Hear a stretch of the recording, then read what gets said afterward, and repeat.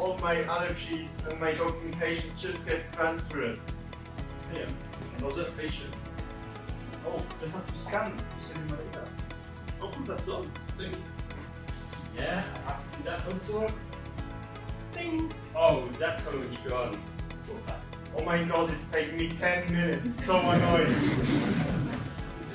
Welcome everybody to our DIDAS challenge of self-sovereign identities, and we wanted to show how self-sovereign identities and wallets can bring some added values to the patient.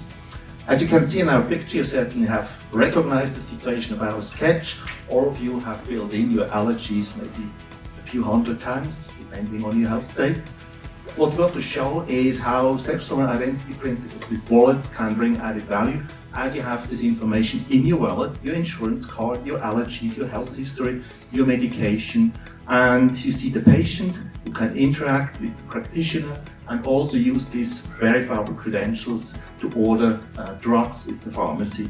And you see a lot of arrows here, and you will see in our live demo how these arrows interact with the system. I now go to the live demo.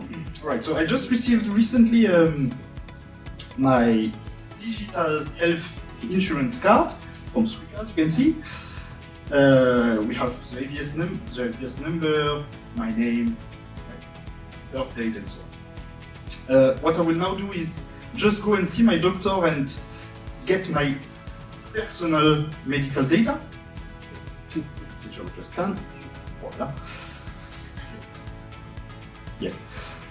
As you can see, now I see my allergies, some medication I've got, diagnosis I've got from some doctor at some point. I can of course filter some of them just to see my allergies and see from my whole life basically.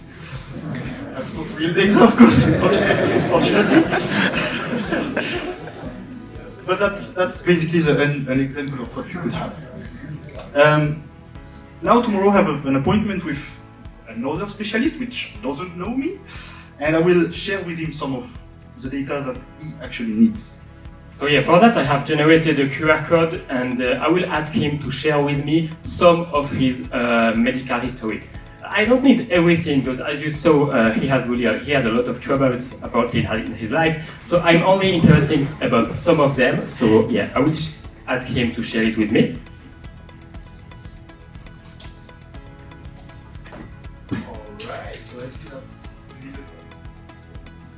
I see that you need a few of my previous diagnoses, and yeah, that sounds pretty fine. And you know what? I will send it to you. Okay, thank you. So now what I will do, I will be able to go into my doctor system application here, and I will be able to see the data that my new patient has shared with me. So if I refresh, hopefully, yeah, I get everything that he decided, he approved to share with me. So I have here his whole history, and I'm able, yeah, even to open one of them to have more details. And I have really here all the information I need to be able to proceed further on medications.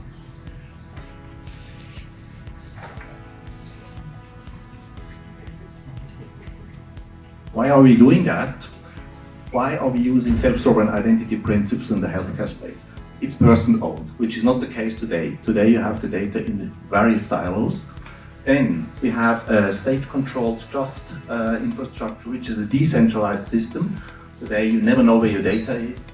And with this new EID trust infrastructure, it's an innovation booster for future developments. Thank you very much.